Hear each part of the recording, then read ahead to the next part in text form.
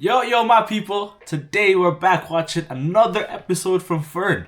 If you guys know Fern, bro, you guys know he's a very frequent, occurrence on the channel. And we're always watching Fern, and his videos are absolute bangers. And today we're watching the bank heist of the century. The bank heist of the century, man. You know what I'm saying? He goes very deep into it, bro. I'm excited. I'm ready. Let's get straight into it, bro. The bank heist of the century. Like, comment, subscribe, comment, like, comment, subscribe, and comment. Working the night shift at a cash depot in Sweden. She's counting banknotes. I don't wanna lie, it's always these big heists that happen in like these, European countries with a lot of money, like Switzerland. You see, I'm not Switzerland, but Sweden, Norway. I feel like Norway, Denmark, Germany be having a lot of heists, but it's always like big scores, bro, like big amounts of money. Tons of money, but by now I just think like their security just gets lazy, bro. You know what I mean? Like the security just gets lazy. They put one guy in security, and then next thing you know, the guy's just slacking off, and then it's easy bread from then on. Pieces of paper to her. Routine, really.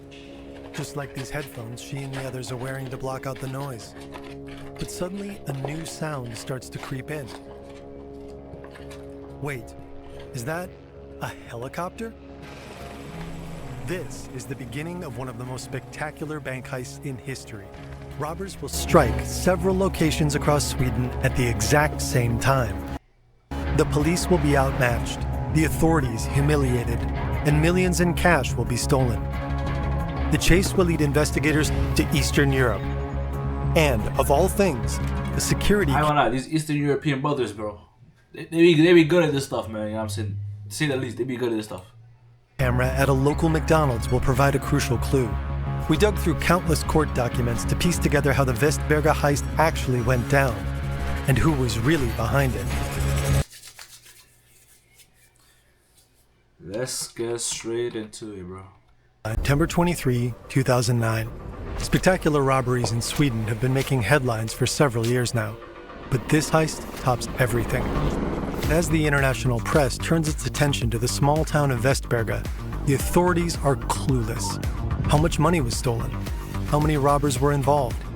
And why couldn't the police stop them? According to a Swedish daily newspaper, police didn't reach the cash depot until 30 minutes after the alarm was triggered. Meanwhile, 30 minutes, bro? What are you mobilizing? The army, bro? What's going on, bro? the nearest police station is only a 15-minute walk away. Yeah, I was gonna say, these guys are just slacking, bro. They're just chilling for. They're like, bro, insurance got it, bro. We good. Happened. Official statements are vague. The security company that owns the cash depot stays quiet too. G4S is one of... Is there a little behind the scenes dealing going on? Are your security company? Yo, don't do no security that day, bro. You know what I'm saying? We'll slide you a couple, couple millies. the largest security firms in the world. Oh, They okay. install It should be respectable, bro. If they're one of the biggest, bro, like come on, bro. security systems and protect sites such as nuclear power plants in the US and even the Pentagon. Right before the end of the Damn month, Pentagon? Alright, bro. I was saying, I don't think that happened then. depots like this one are packed with cash, so people across Sweden can withdraw their salaries the moment the money arrives. A pretty good time to strike. So far, only one thing is clear. This is the first robbery in Sweden to use a helicopter, a Bell 206. It's a relatively small light chopper, one of the best-selling models ever. It can carry 5 people, including the pilot, but it isn't built for heavy loads. A well-known Swedish criminologist speculates that the robbers could have stolen up to 1 billion kroner from the depot. Back then, about $130 million. Damn. Helicopter experts, on the other hand, say that carrying that much cash, it should have crashed. So how the hell did they... Imagine like you have so much time on your hands. You have so much manpower. But it's just the fact that the helicopter is not, you know what I'm saying, strong enough to hold that amount of cash. Like your only constraint of taking the amount of money you want to take, bro, is literally the helicopter size, bro. But I feel like that's where people go wrong with like theft, bro. You know what I'm saying? When you're trying to steal something, I feel like people get greedy. You know what I'm saying? They start stacking the bag too heavy. Like, bro, you know GTA, bro. Like, you know what I'm saying? The first mission, bro. You can't stack that bag too heavy, bro. Because then you can't run. You know what I'm saying? So you gotta take what's good for you, what's sufficient. And then you gotta skedaddle, bro. You can't get too greedy. You can't be like, oh, I gotta take this, I gotta take this. So when you get too heavy, you're gonna get caught. You're gonna lose all of it, bro.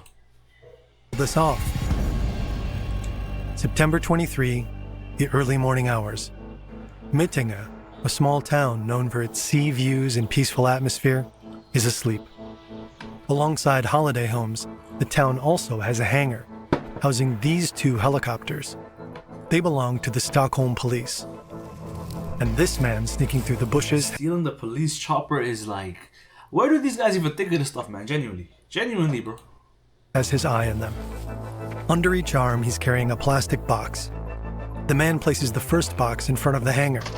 Then he moves to the back and places the second one. Then he returns to the hangar's entrance and pulls out a hatchet. He smashes the numbered entry pad several times. Finally, he disappears back into the darkness. And then, nothing happens. The man walks to the nearest bus stop and gets rid of his gear. His part of the job is done. Now it's up to the others. Back at the depot. Down here, Jenny and her colleagues are counting cash. Up here, a Bell 206 barrels toward the building. With remarkable precision, it lands on the roof, perfectly positioned between the glass pyramid and the edge. 3 people jump out. One is carrying a submachine gun. Another runs straight toward the pyramid and swings a huge sledgehammer at the glass. Again and again. Meanwhile, bro, like this stuff you have to actually like calculate, bro. Like the glass, you gotta see how many hits it's gonna take. You gotta see if the glass is bulletproof. You know what I'm saying? Cause can a sledgehammer break a glass? Let's find out. I genuinely want to find out. Can a sledgehammer break? I go like, yo, if you're a thief, bro, you know what I'm saying? Stop watching this video. This is not advice, bro. This is just curiosity, man. Bulletproof glass.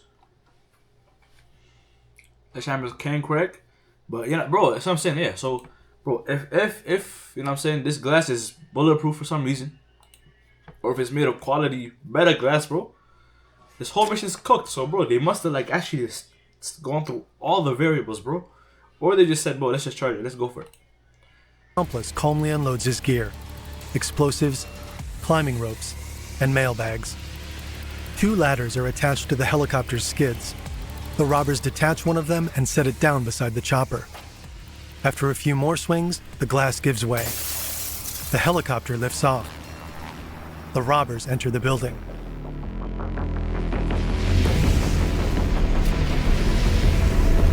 Yenny's boss spots them. He knows they're coming for the counting room, so he rushes back and yells, "Secure the money!" Then he triggers the alarm and calls building security. Yenny still doesn't fully clock what's going on, but her boss's instructions are clear.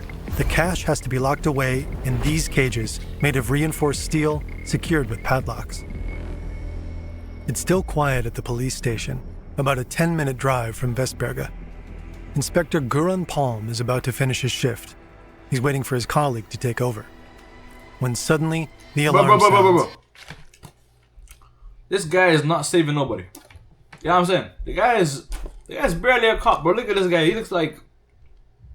I don't want to say too much, bro, but you know what I'm saying? This guy looks like he delivers milk, bro. You know what I mean? Sorry, bro. This could not be security, bro. That's why it took him 30 minutes to get there when the journey was 15 minutes long, bro. Like, what are we talking about? Let's do it. He's waiting for his colleague the guy's to take hitting over. this one. The guy's hit this one. Both hands behind the neck. I've never seen this one before. I've seen this one. But like crossed over, both hands behind the neck like this. This brother is not moving for the next 5 minutes. They called him, yo, we're getting robbed. The guy said, all right, 5 minutes, I'll be there. The guy took 5 minutes, you know what I'm saying? He just got up after 5 minutes. He wore his stuff. He went to the washroom, took a little piss, came out, and then got on the car. You know what I'm saying? Wiped the windshields, took his time, drove, stopped in the red light. All of this, yada, yada, yada, bro. This guy, I don't know what I'm saying. Like, of course money's getting stolen, bro. The alarm sounds. Immediately, Inspector Palm rushes that to was not no immediately, bro. His car. A colleague jumps in after him. They're told that the alarm came from the G4S cash depot. Helicopter. Armed men. On the roof. Palm speeds toward the scene. He feels like he's starring in a Hollywood movie. Soon, they're closing in on the depot, when Palm spots something on the road. The officers jump out of the car to find out what just happened. Chains. Also, he was actually dead at a good cop. So my bad for that, Holmes. My bad for that. But you know what I'm saying? That means the criminals are just thinking on a different level. Guys have spiked the road. Yeah, man, these guys are different. Across the entire road and studded with spikes. The robbers are inside the building now. They set up a ladder to climb up to the 6th floor. The main vault where the money is usually stored is on the 2nd floor, but the counting room is up here. To get there, this glass pane needs to go. Hitting it with a sledgehammer doesn't work, so the robber uses explosives. He presses a bomb made of dynamite against the glass, connects a wire, and detonates it. They enter the office and smash through this simple door. Now, just a single steel door separates the robbers from the cash depot's staff. In the counting room, the staff is still frantically securing the money. When they hear the explosion... Yeah, and you probably, like, bro, your shift is 5 a.m. You're probably having the most peaceful shifts of all time. You're probably chilling. Everybody's just calm, come to work, count money, dip. You know what I'm saying? 5, 6 a.m., no sound, no noise, nobody's bothering you. And then you come and getting robbed one day, bro. You know what I mean? Like, that's like... You know what I'm saying? Of course you're panicking, bro. They panic. The team leader has been trained for a lot of things, but not for this. Yeah, for sure. Then there's another explosion. The robbers are trying to get through the door. The explosion mangles the metal around the handle, but it stays intact. But after a third explosion, smoke enters the room. The staff needs to get out of here, fast. The team leader orders everyone into the main vault on the 2nd floor.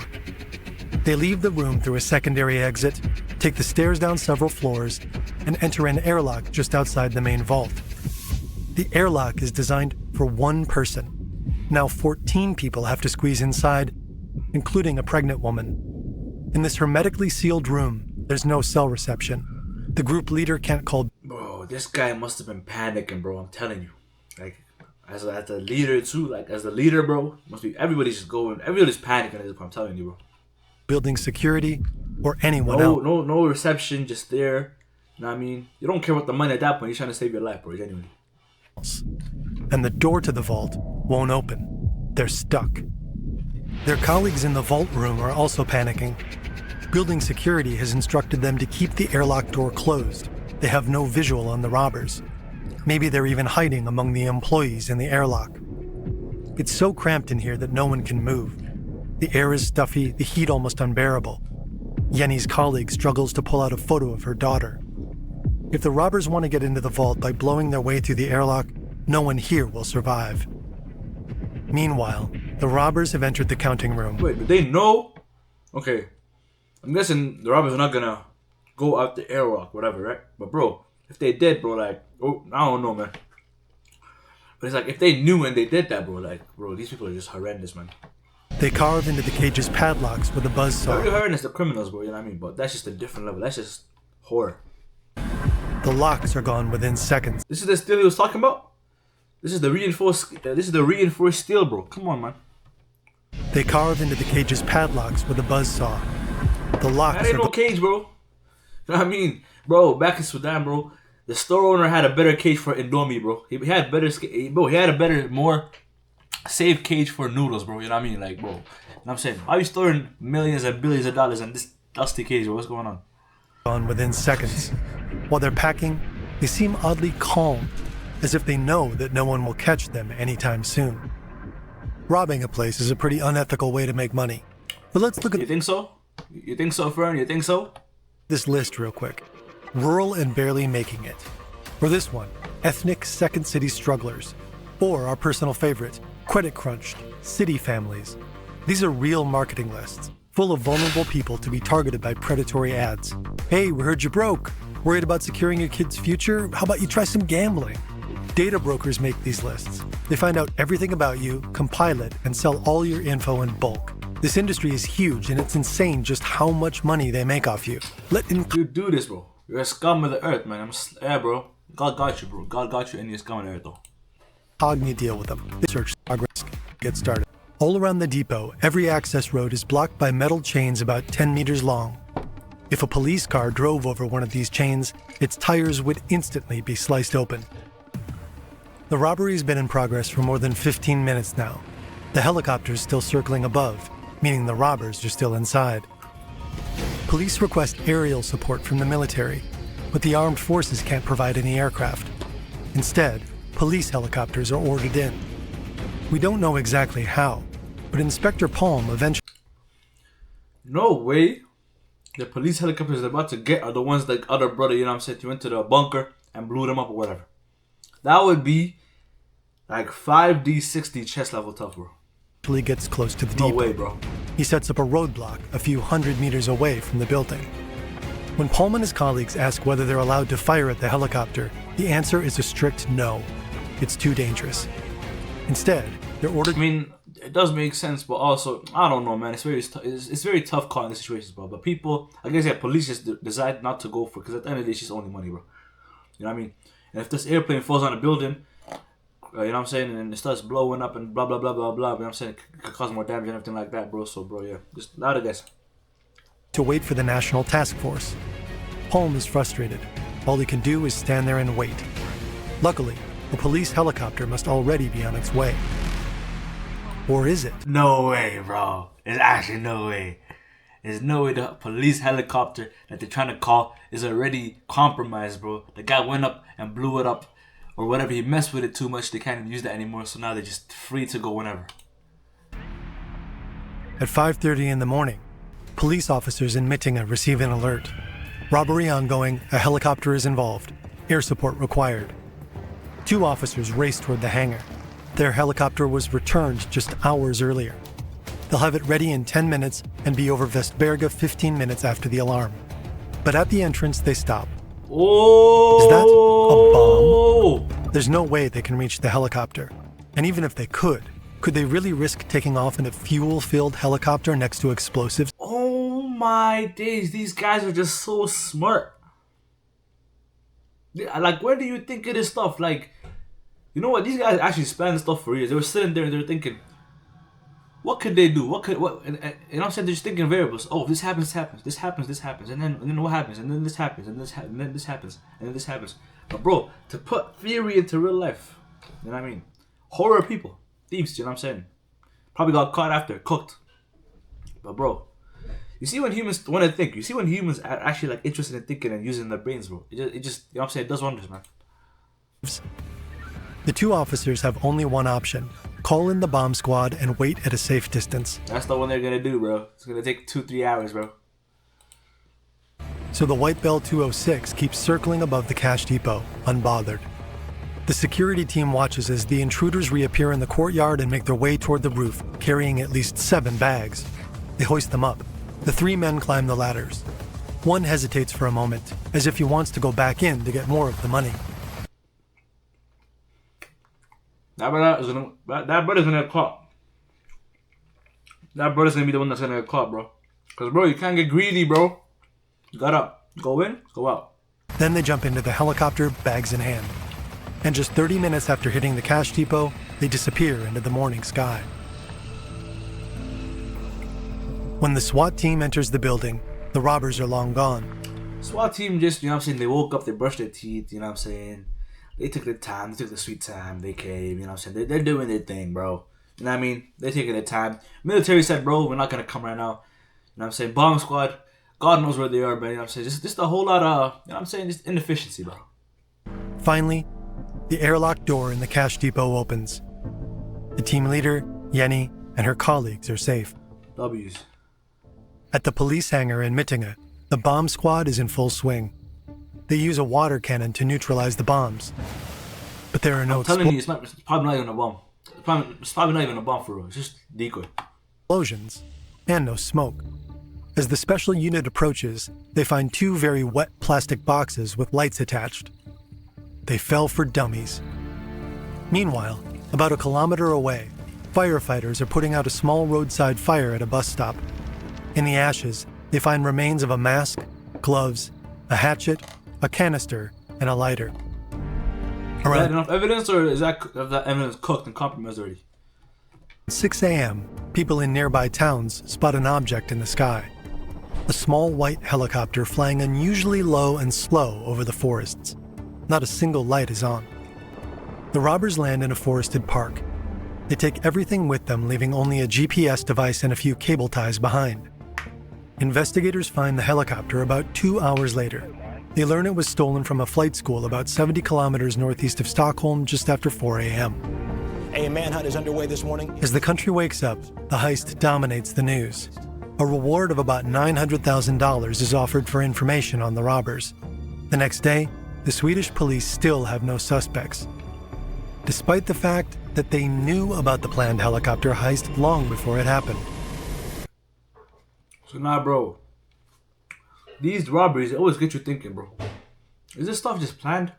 Like, is the government just allowing this stuff? Maybe this, I'm saying, insurance scheme. I don't know, something like that, bro. But like, you just think like, with how horrendous they're managing this stuff, you just think, bro, like, are they doing this stuff on purpose? Like, is there end goal to this? Are they cooperating with these criminals, bro? The inefficiency, you know what I'm saying? The inefficiency, the lack of just urgency, bro. The lack of just, you know what I'm saying? Taking action, just, you know what I'm saying? Taking their sweet time. Letting these robbers, you know what I'm saying, stay 30 minutes stealing money for 30 damn minutes straight, bro. You know what I'm saying? Not following them, not mobilizing the army, not damn, you know what I'm saying? The SWAT team coming in late, the bomb team taking the sweet time, bro. It's just a whole lot of everything. You know what I'm saying? Like, you're just making like, it's well planned for sure, right? The robbery is well planned for sure. But at the same time, bro, I mean, like, you have to be able to, bro, like, do something about it, bro. Like, they're taking their sweet time with it. So you're thinking, bro, they're just letting this stuff go. And then he's about to talk about right now, what's it called? Like, how they probably knew about the thing, but they just ignored it. So, bro, like, it just makes you think, like, are these guys working together, bro? Like, what's going on? A month before the heist, Swedish police receive a warning from Serbia's intelligence service. A crew of international thieves is planning to strike. Serbian police even share specifics. A helicopter is to be used. 3 robbers will carry out the job. The whole damn script. The whole word for word, Backed by a group of around 20 people. The chopper will land on the roof of a multi-story building. The crew will blast their way inside and in under 5 minutes grab the equivalent of roughly $13 million. The whole thing will go down by September 16 at the latest. If not, the plan will be called off. The Swedish police put security measures in place. The public prosecutor authorizes phone surveillance of 2. And it's like, how bad they handle the situation with it getting robbed, like how bad they handle that situation is even worse now, knowing the fact that they knew about this stuff and they put on the security measures. So imagine they didn't have no security measures on. Imagine this was just a regular day in 2008. There's no measures, there's no nothing. Like, bro, you could probably walk in there, take that money and walk out, and then, you know what I'm saying, you're good, bro. Like, it's crazy. Suspects. As a precaution, police helicopters are moved from Ittinga to a safe location. So they just put it back. Like, what happened? Planned break-in, the police identified the most likely target, the Panaxia Cash Depot in Bromma, in western Stockholm. The second most likely target, the G4S Depot in Västberga. For 4 weeks, authorities remain on high alert, reinforcing their task forces during the nights around September 16. But then, nothing happens, in Bromma or in Västberga. So the police end the special operation, and the police helicopters move back to Mittinga. That's not the only vulnerability the robbers... So what's the word? Is the Serbian government involved, bro? What are you trying to say? Like, Serbian government gave them a bit of the truth, but not all the truth, you know what I'm saying? And then now their alerts are low, and then they strike. Exploit. In the early 2000s, Sweden sees a string of robberies. The companies hit hardest are the ones that run cash depots. They're looking for help, including from the government. As early as 2005, a security company urged the government to place all cash depots and similar facilities under state protection. A formal review followed and ran for 3 years, but the Ministry of Defense took no action. Because the authorities never classified these facilities as protected sites, virtually anyone can access the building's blueprints. Floor plans of the... They're just making it easy, ain't they? Like, they're just making it very easy, eh? The whole blueprints, of course they knew the glass would be very easy to break in. Of course they knew when to do, what to do, bro. Like, they got everything down, bro. Roofs and facades, staircases and windows, everything neatly documented level by level. Crazy. A Swedish news outlet later asked G4S whether the company had attempted to make the Västberga building plans confidential. G4S didn't respond. But by then, it didn't matter. Bro, somebody check on G4S, bro. Somebody check on this company, G4S, bro. You might have got ties, yo. The money was gone, and so were the thieves. But they didn't vanish without a trace. Ooh, now let's get straight. Who fumbled? Who fumbled, bro? In fact, they left quite a bit behind. A word? The burned remains at the bus stop in Mittinga. I knew it. But bro, I mean, why did it take so long for it to burn? Like, what's going on? Like, ain't it supposed to be like burning an instant, bro? Like, how long does it take to burn? For example, the cable ties used to secure the ladders to the helicopter, the sledgehammer that smashed the glass roof, including bloodstains. Bloodstains? Yeah, GG's, bro. That's the whole DNA give up, bro. That's like primary DNA too, yo. Because the heist was so meticulously planned, police believe the masterminds must have had military training. In all of Sweden, only a small circle of people could be capable of pulling off a coup like this. Thanks to the warning from Serbia, the Swedish police started surveilling this circle in time. Now they're sitting on a mountain of data, calls, texts, pages upon pages of logs.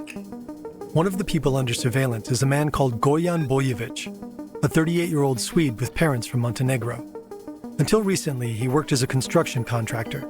According to Serbian wiretaps, he was recently in contact with a childhood friend, Milan Zevo, who made a career in a completely different field, the Stockholm Mafia.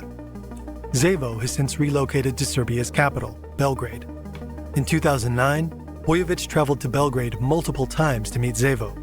According to the wiretap, Bojovic handed over large sums of money during these visits. Swedish police realized that Bojovic is asking Zevo for help. At the end of August, the two speak on the phone.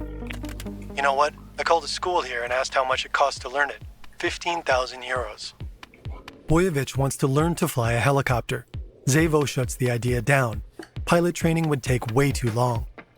So Bojovic starts looking into another solution. It's September 2, 3 weeks before the heist. Bojovic is in his car, driving toward Hepsholmen, the small island in Stockholm. It has a museum right on the waterfront. I mean, bro, as kind of racist as it is, bro, it worked, you know what I mean? Like, these guys said a Swedish guy, probably has military experience, and is from Eastern Europe. So the brother's not even related to Serbia at all. Serbia snitched, you know what I'm saying? They snitched on the guy, but the guy's probably not from Serbia at all. But they just said, yo, this guy, he has an itch, his name, you know what I'm saying? Milenkovic, whatever the brother's name is, you know what I'm saying? Jokovic, Milenkovic, whatever the brother name is, bro. They put that in their database. They said, oh, he's been to Serbia. That's it, you know what I mean? But how they initially put him as blame, you know what I'm saying? They saw that H at the end of the name, bro. They said, bro, East Serbia. He might be there. He might be there. Bojovic is here to meet these two men. They've been waiting for him. He walks up to them and sits down between them. Just a few meters away, a woman walks her dog. Her real job is to observe Goran Bojovic. She can't hear exactly what the men are saying. She can only keep an eye on them. The three chat for about 5 minutes with Bojovic doing most of the talking. Then, handshakes. One man walks with Bojovic to his car while the other... If the government's this on it, bro, like, how did this happen? Like, or is it just like they're on it for such a small amount of time, and then from then on, like, after they say, oh, like, they just close the investigation type of thing, and then it's done. Like, it's done. Like, they don't care about you anymore. Gets into a Peugeot and drives off. On September 28, 5 days after the heist, the police and a Swedish court announced that 6 suspects have been arrested. One of the suspects is Goran Bojovic. Searching his apartment, investigators found a bag containing about 118,000.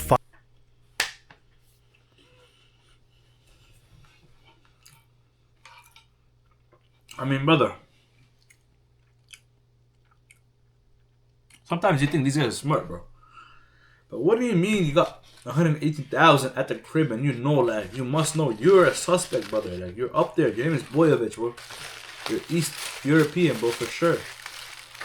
In Sweden, bro. You know what I'm saying? Like, you know you're a suspect. Why you have 118 just chilling at the crib? Like, what's going on, bro? 500 kroner, roughly $15,000 at the time. He's believed to have put the team together. Another man is arrested at Arlanda Airport just before he can escape to the Canary Islands. The press nicknames him Flykt, which means escape in Swedish. You can't even make this up. These guys, you think you're like, one moment you think they're the smartest guys ever. Next moment you're like, brother, these guys, you can see why they got caught, man. One guy left $15,000 worth of stuff at the crib 2 days after the robbery. Didn't want to move, didn't want to put it at the neighbor's crib, didn't want to put it at the bin. No. Let me just put it at my crib, bro. If they come and ask you, and I'm saying, bro, I'm a construction worker, I make money, I get good money, blah, blah. The other guy's name is Flykt, which means escape. Lost your mind, bro. His real name is Alexander Eriksson. He's a TV producer who runs in high society circles with Swedish celebrities. He's even rumored to be in contact with the Prime Minister.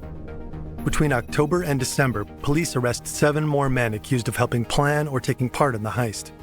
One of them is believed to have planted the fake bombs. His DNA is found in the remains of the gloves and the lighter. In January, investigators identified the man who carried the submachine gun. The police already know him. His name is Zara Kadum, and this was his second armed robbery. Back in 2000, he and a gang stole invaluable art from the Swedish National Museum. He was caught and served 2 years in prison. Now he's been... That's also one thing, bro. Like, these thieves, man, right?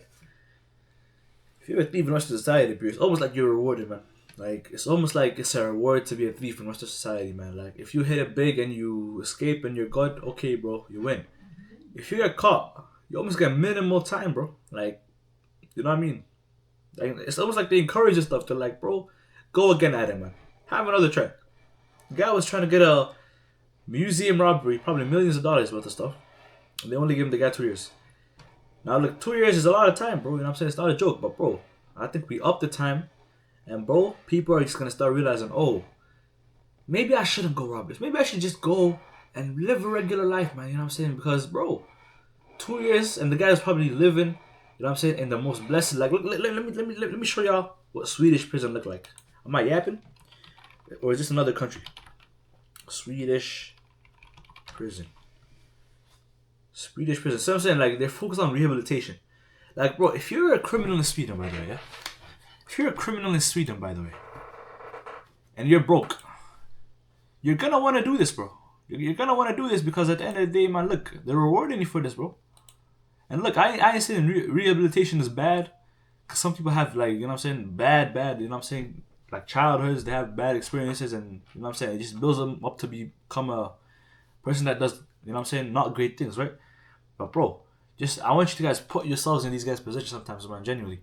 You're in a country, yeah? You're there chilling in the country. You're broke. You have no money for food, whatever. Okay? And you're telling me, yeah, you can go, somebody contacts you, tells you, yo, we have this amazing robbery, we'll give you $3 million. You could probably live a couple of years off that. You know what I'm saying? If you save it correctly, you can live your life off that, bro. You're good.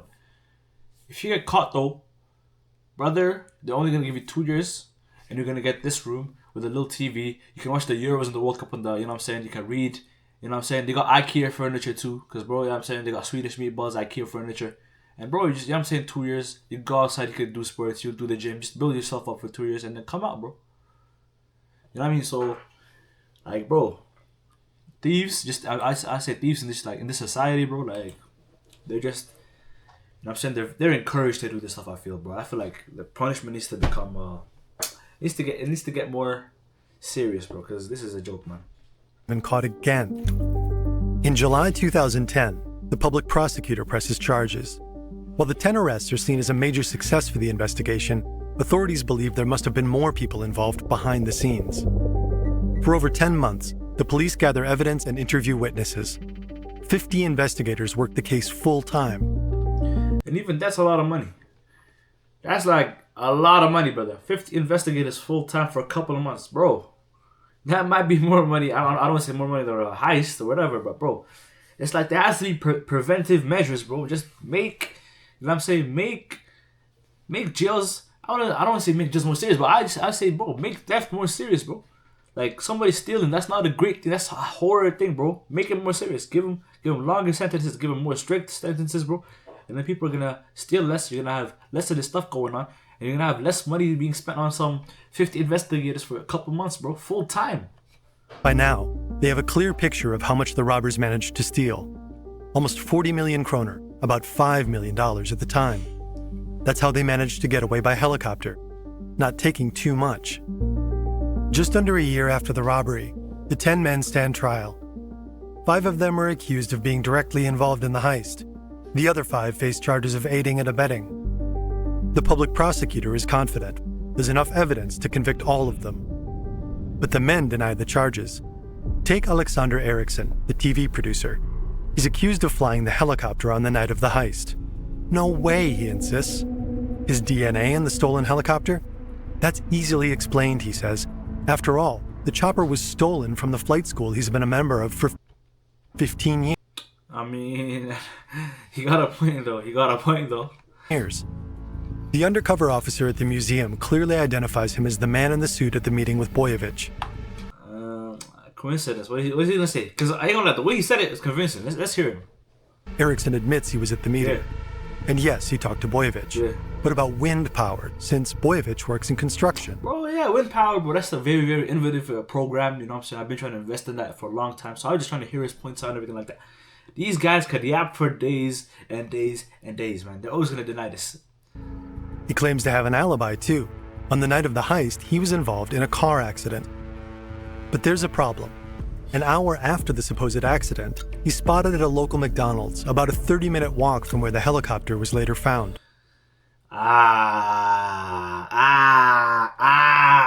You couldn't use Uber Eats, brother.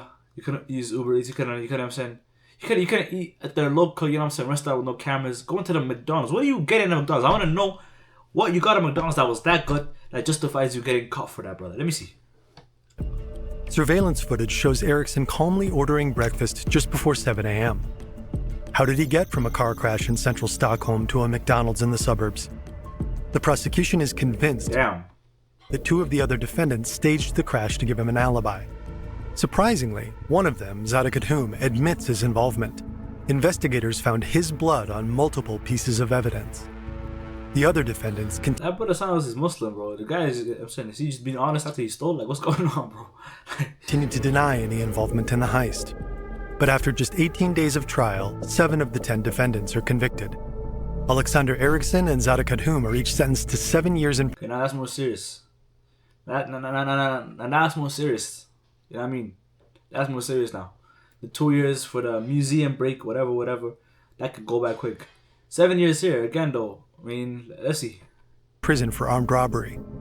The other 5 defendants are found guilty of aiding, abetting, and protecting criminals, including Goran Boyevich, who also goes to prison.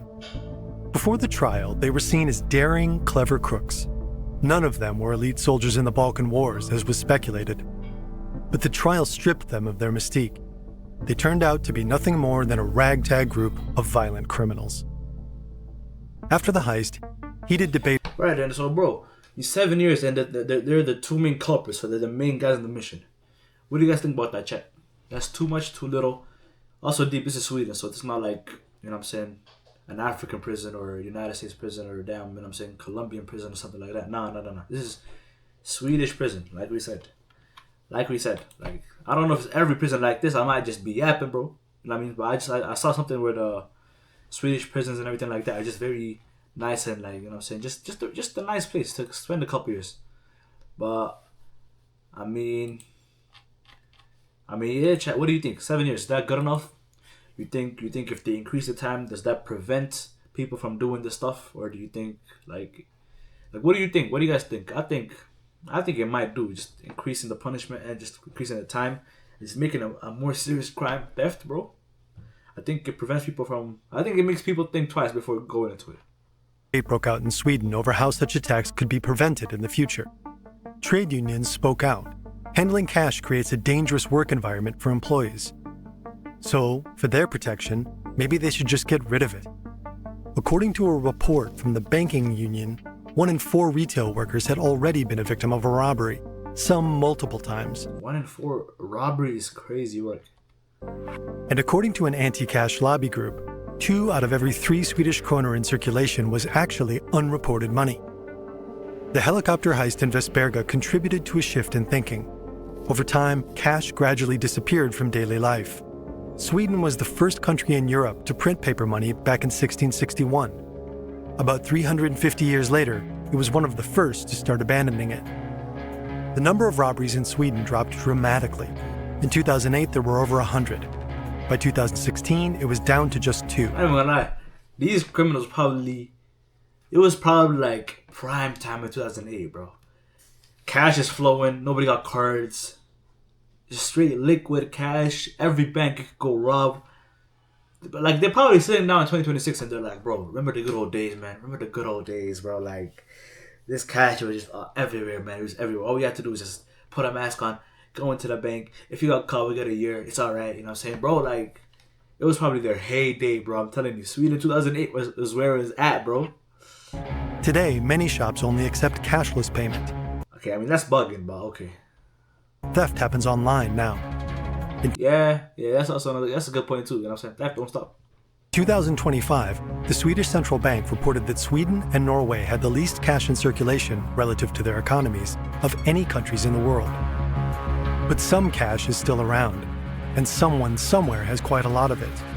Because the money from the Vestberga heist... And I mean, that's also the point, bro. These guys, they go... Let's just say the worst case scenario here, the people spent 7 years. So they got the highest one was 7 years. So they got 7 years.